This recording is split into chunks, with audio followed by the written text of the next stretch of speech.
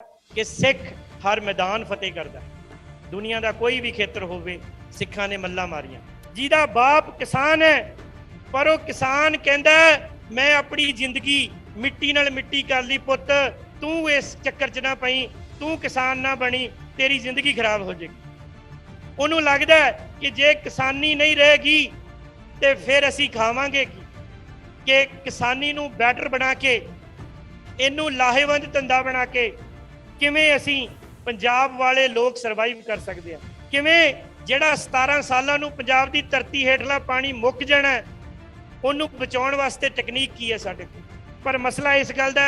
कि असी अपने पंजाब दी गल करनी है, इस मिट्टी दी गल करनी है, इत्थे चोरी होए पानी दी गल करनी है। ये दो चीज़ां बड़ियां समझणियां मुश्किल होईयां कि पूरी दुनिया च वसदा होया सिख बहुत अमीर है ते पंजाब दा किसान खुदकुशियां कर रहा। ये दो आर्थिकतावां इक्को कौम दियां, ये बैलेंस किवें होणगियां?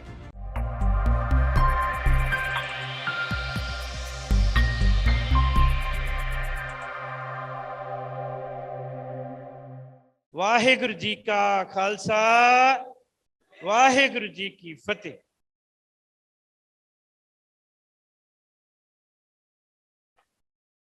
सिख कौम दे चंगेरे भविख लई सोचना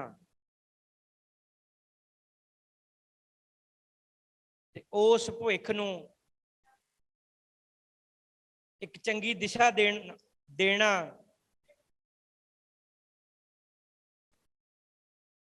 अलायंस ऑफ सिख ऑर्गेनाइजेशन का मकसद। किसी भी कौम की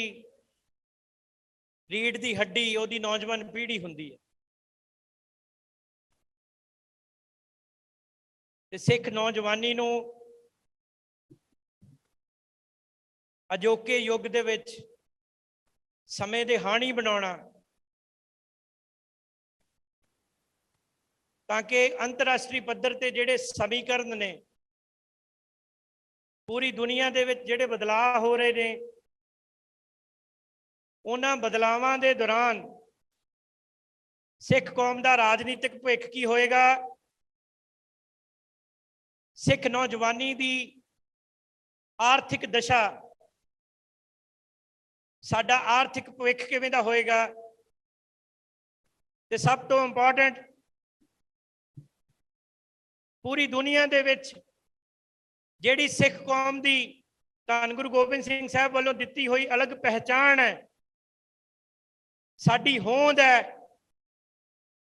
दुनिया तो न्यारा साडा पहरावा, साडी सरदारी का ताज, साडी दस्तार, उस दस्तार दे संग पूरी दुनिया के कोने कोने विच पहुंच के सिक्खी दे केसरी परचम नूं लहराउणा ये सब तो वड्डी गल है। अज दी साडी इस चिंतन बैठक का विषा असीं इन्हां 3 विषयां दे उत्ते गलबात करांगे,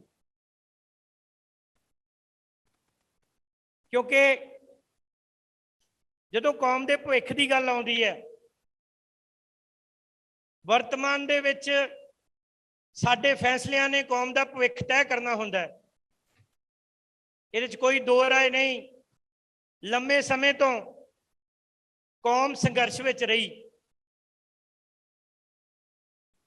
सारी दुनिया जदों साडा इतिहास पढ़ती है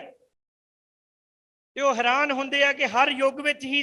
सिखां नूं संघर्ष क्यों करना पैंदा, क्यों समय का हाकम हर युग विच ही दस्तार का वैरी क्यों हो जाता है, क्यों सिख पहचान नूं ही हमेशा खतरा हुंदा है। इसलिए जरूरी है कि असी अज उन्हां पतवंतियां नाल जुड़ के इस चिंतन बैठक दे विच विचारां दी सांझ कर सकीए, जिन्हां ने अपनी जिंदगी दे विच केसरी दस्तार सिर ते रख के सिक्खी दियां गुरु नानक साहब दियां दित्तियां होईयां कदरां कीमतां नूं, धन गुरु गोबिंद सिंह साहब सच्चे पातशाह दे बख्शिश कीते हुए सिद्धांतां नूं अपनी जिंदगी का अंग बना के पूरी दुनिया दे विच जिथे अपने जिहड़ा वो किता करदे सी उहदे विच राज कीता, उत्थे नाल दी नाल सिੱਖੀ पहचान नूं भी चढ़दियां कला विच लिजाण वास्ते अपना योगदान पाया। क्योंकि पंजाब दी जवानी अज असीं जदों वेखदे हां कि विरसे तो दूर गई तो शायद उन्होंने लगता है कि किते मेरी जिंदगी दे सक्सैस विच जां जदों मैं तरक्कियां करनियां, मेरी दस्तार, मेरी कौम का पहरावा, मेरी पहचान किते रोड़ा ना बन जाए। अज असीं उन्हां नूं मिलना है जिन्हां ने सिक्खी निभाउंदियां होइयां भी गुरु बख्शिया सिद्धांत हर मैदान फतेह का सिद्धांत वो साक्षात रूप में पूरी दुनिया दे विच लागू करके दिखाया कि सिख हर मैदान फतेह करता है। दुनिया का कोई भी खेत्र होवे सिखां ने मल्लां मारियां।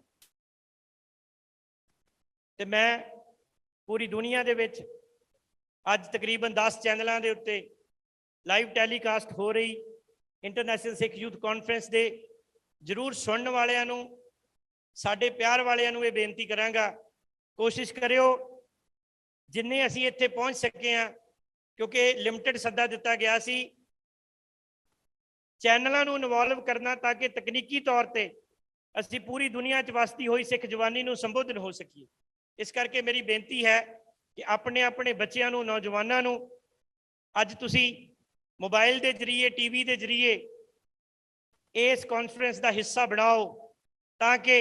जिस मकसद लई असीं ये कॉन्फ्रेंस रखी है कि धन गुरु नानक साहब के सिद्धांतां नूं, ये केसरी निशान साहब केसरी परचम नूं पूरी दुनिया विच किवें लिजाना है, अज बहुत सारे एक्सपर्ट साडे नाल राय सांझी करनगे। इस कॉन्फ्रेंस दे विच सिख कौम का मान, जिन्हां ने पंजाबी फिल्म इंडस्ट्री दे विच अपना एक बड़ा सच्चा ते सुच्चा मुकाम हासिल करके हमेशा ही पूरी दुनिया दे विच सिक्खी पहचान नूं अगे रखिया। मेरी मुराद मेरे बड़े ही सत्कारयोग वीर सरदार जरनैल सिंह जी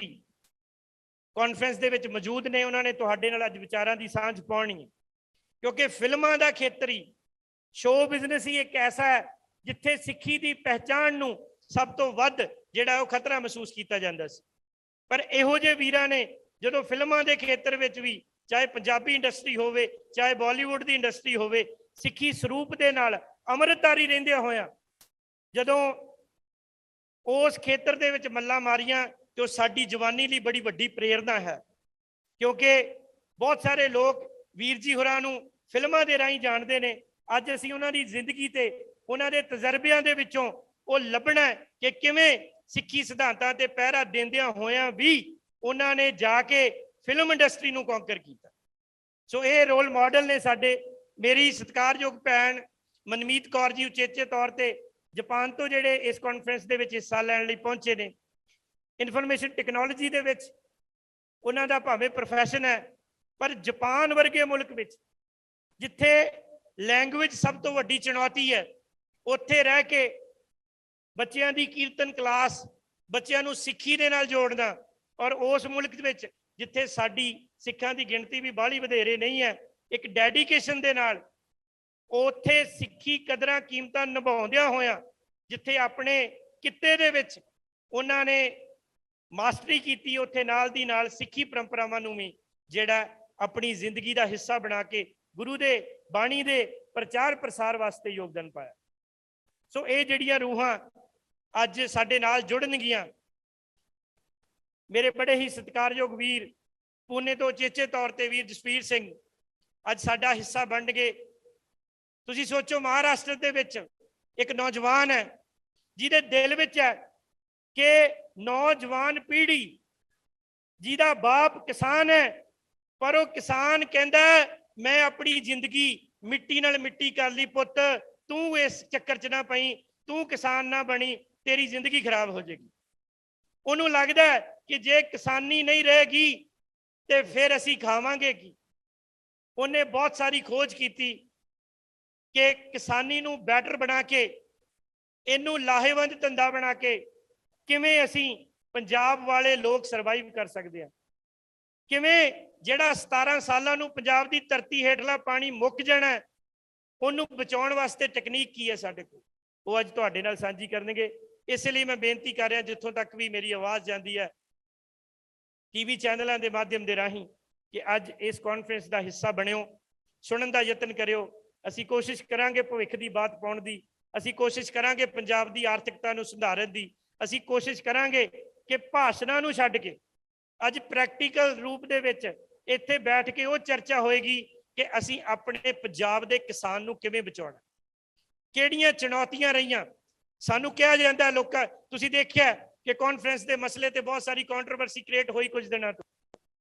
ਪਰ ਮਸਲਾ ਇਸ ਗੱਲ ਦਾ ਕਿ ਅਸੀਂ ਆਪਣੇ ਪੰਜਾਬ ਦੀ ਗੱਲ ਕਰਨੀ ਹੈ, ਇਸ ਮਿੱਟੀ ਦੀ ਗੱਲ ਕਰਨੀ ਹੈ, ਇੱਥੇ ਚੋਰੀ ਹੋਏ ਪਾਣੀ ਦੀ ਗੱਲ ਕਰਨੀ ਹੈ ਤੇ ਧਰਤੀ ਚੋਂ ਗਵਾਚੇ ਹੋਏ ਪਾਣੀ ਦੀ ਗੱਲ ਕਰਨੀ ਹੈ, ਤਾਂ ਕਿ ਅਸੀਂ ਆਪਣੀ ਇਹ ਮਿੱਟੀ ਨੂੰ ਬਚਾ ਸਕੀਏ। ਇਸ ਮਿੱਟੀ ਨਾਲ ਮੋਹ ਕਰਦੇ ਪੂਰੀ ਦੁਨੀਆ 'ਚ ਬੈਠਾ ਹੋਇਆ ਸਿੱਖ ਡਾਇਸਪਰਾ ਇਸ ਖਿੱਤੇ ਲਈ ਚਿੰਤਤ ਹੈ, ਤੇ ਇਸ ਚਿੰਤਨ ਬੈਠਕ 'ਚ ਅਸੀਂ ਚਿੰਤਾ ਨਹੀਂ ਕਰਨੀ, ਚਿੰਤਨ ਕਰਨਾ ਹੈ ਕਿ ਭਵਿੱਖ ਦਾ ਰਸਤਾ ਕੀ ਹੈ, ਵਾਟਸ ਨੈਕਸਟ, ਹੁਣ ਕਰਨਾ ਕੀ ਹੈ। ਮੈਂ ਜ਼ਰੂਰ ਆਸ ਕਰਦਾ ਇਹ ਦੂਸਰੀ ਕਾਨਫਰੰਸ ਹੈ ਅਲਾਇੰਸ ਆਫ ਸਿੱਖ ਆਰਗੇਨਾਈਜੇਸ਼ਨ ਵੱਲੋਂ, ਜਿਵੇਂ ਪਿਛਲੀ ਕਾਨਫਰੰਸ ਦੇ ਵਿੱਚ ਪੂਰੀ ਦੁਨੀਆ ਵਿੱਚ ਵਸਦੇ ਹੋਏ ਸਿੱਖ ਕਰ ਦਿੱਤਾ ਸੀ ਕਿ ਭਵਿੱਖ ਦੀਆਂ ਨੌਜਵਾਨਾਂ ਦੀਆਂ ਚੁਣੌਤੀਆਂ ਨੂੰ ਟੈਕਲ ਕਰਨ ਵਾਸਤੇ ਇਹ ਇੱਕ ਵੱਡਾ ਬਦਲ ਬਣ ਸਕਦੀ ਹੈ। ਸੋ ਮੈਂ ਬੇਨਤੀ ਕਰਾਂਗਾ ਮੇਰੇ ਬੜੇ ਹੀ ਸਤਿਕਾਰਯੋਗ ਵੀਰ ਅਲਾਇੰਸ ਦੀ ਕੋਰ ਟੀਮ ਦੇ ਮੈਂਬਰ ਵੀਰ ਗੁਰਸਾਹਿਬ ਸਿੰਘ ਜੀ ਨੂੰ ਕਿ ਹੁਣ ਉਹ ਆਉਣ, ਕਿਉਂਕਿ ਉਹ ਕਿੱਤੇ ਤੋਂ ਬਿਜ਼ਨਸਮੈਨ ਨੇ, ਇਕੋਨਮੀ ਨੂੰ ਬੈਟਰ ਸਮਝ ਸਕਦੇ ਨੇ, ਇਸ ਕਰਕੇ ਮਾਹਿਰਾਂ ਦੇ ਨਾਲ ਅੱਜ ਦਾ ਜਿਹੜਾ ਸੈਸ਼ਨ ਹੈ ਇਹ ਕੰਡਕਟ ਕਰਨਗੇ। ਮੈਂ ਬੇਨਤੀ ਕਰਾਂਗਾ ਵੀਰ ਗੁਰਸਾਹਿਬ ਸਿੰਘ ਜੀ ਨੂੰ ਕਿ ਉਹ ਹੁਣ ਆਪਣਾ ਜਿਹੜਾ ਆਰਥਿਕਤਾ ਤੇ ਸੈਸ਼ਨ ਹੈ, ਪੰਜਾਬ ਦੀ ਆਰਥਿਕਤਾ ਤੇ ਸਿੱਖ ਜਵਾਨੀ ਦੀ ਆਰਥਿਕਤਾ ਤੇ, ਕਿਉਂਕਿ ਮੈਂ ਇੱਕ ਗੱਲ ਜ਼ਰੂਰ ਕਹਿ ਦਿਆਂ ਵੀਰ ਜੀ ਜਰਨੈਲ ਸਿੰਘ ਜੀ, ਕਿਉਂਕਿ ਤੁਸੀਂ ਪੂਰੀ ਦੁਨੀਆ 'ਚ ਵਿਚਰਦੇ ਹੋ, ਤੁਸੀਂ ਪੰਜਾਬ 'ਚ ਵੀ ਵਿਚਰਦੇ ਹੋ, ਇਹ ਦੋ ਚੀਜ਼ਾਂ ਬੜੀਆਂ ਸਮਝਣੀਆਂ ਮੁਸ਼ਕਲ ਹੋਈਆਂ ਕਿ ਪੂਰੀ ਦੁਨੀਆ 'ਚ ਵਸਦਾ ਹੋਇਆ ਸਿੱਖ ਬਹੁਤ ਅਮੀਰ ਹੈ ਤੇ ਪੰਜਾਬ ਦਾ ਕਿਸਾਨ ਖੁਦਕੁਸ਼ੀਆਂ ਕਰ ਰਿਹਾ। ਇਹ ਦੋ ਆਰਥਿਕਤਾਵਾਂ ਇੱਕੋ ਕੌਮ ਦੀਆਂ, ਇਹ ਬੈਲੈਂਸ ਕਿਵੇਂ ਹੋਣਗੀਆਂ,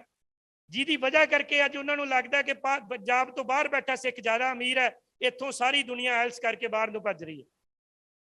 ਇਹ 'ਚ ਕੋਈ ਸ਼ੱਕ ਨਹੀਂ, ਸਿੱਖੀ ਗਲੋਬਲ ਹੈ, ਗੁਰੂ ਦਾ ਸਿਧਾਂਤ ਗਲੋਬਲ ਹੈ। ਸਿੱਖ ਜਿੱਥੇ ਵੀ ਵਸੇਗਾ ਆਪਣੀ ਦਸਤਾਰ ਦੇ ਨਾਲ ਉੱਥੇ ਹੀ ਖਾਲਸੇ ਦੀ ਗੱਲ ਕਰੇਗਾ, ਖਾਲਸੇ ਦਾ ਕੇਸਰੀ ਪਰਚਮ ਬਣ ਕੇ ਗੁਰੂ ਦਾ ਬ੍ਰਾਂਡ ਐਂਬੈਸਡਰ ਬਣ ਕੇ ਰਹੇਗਾ। ਪਰ ਜਿਹੜੀ ਧਰਤੀ 'ਚੋਂ ਅਸੀਂ ਪੈਦਾ ਹੋਏ ਹਾਂ, ਜਿਸ ਧਰਤੀ ਤੇ ਬਾਬਾ ਜ਼ੋਰਾਵਰ ਸਿੰਘ, ਬਾਬਾ ਫਤਿਹ ਸਿੰਘ ਪੈਦਾ ਹੋਏ ਨੇ, ਇਸ ਧਰਤੀ ਦਾ ਵੀ ਅਸੀਂ ਸੋਚਣਾ। ਸੋ ਆਓ ਇਸ ਵਿਸ਼ੇ ਤੇ ਜ਼ਰੂਰ ਗੱਲ ਕਰੀਏ ਕਿ ਪੂਰੀ ਦੁਨੀਆ ਵਿੱਚ ਵਸਦਾ ਹੋਇਆ ਸਿੱਖ ਭਾਈਚਾਰਾ ਇਸ ਖਿੱਤੇ ਦੇ ਲਈ ਆਰਥਿਕ ਤੌਰ ਤੇ ਕਿਵੇਂ ਸਹਾਈ ਹੋ ਸਕਦਾ ਹੈ, ਇੱਥੋਂ ਦੇ ਲੋਕਾਂ ਨੂੰ ਕੀ ਕਰਨਾ ਬਣਦਾ। ਗੱਜ ਕੇ ਉੱਚੀ ਆਵਾਜ਼ ਵਿੱਚ ਫਤਿਹ ਬੁਲਾਇਓ, ਤੁਹਾਡੀ ਫਤਿਹ ਨੇ ਸਾਨੂੰ ਹੌਸਲਾ ਦੇਣਾ ਤਾਂ ਕਿ ਅਸੀਂ ਇਸ ਕਾਨਫਰੰਸ ਨੂੰ ਹੋਰ ਬਿਹਤਰ ਤਰੀਕੇ ਨਾਲ ਕਰ ਸਕੀਏ। ਫਤਿਹ ਬੁਲਾਉਣਾ ਪਿਆਰ ਨਾਲ ਆਖੋ ਜੀ, ਵਾਹਿਗੁਰੂ ਜੀ ਕਾ ਖਾਲਸਾ, ਵਾਹਿਗੁਰੂ ਜੀ ਕੀ ਫਤਿਹ।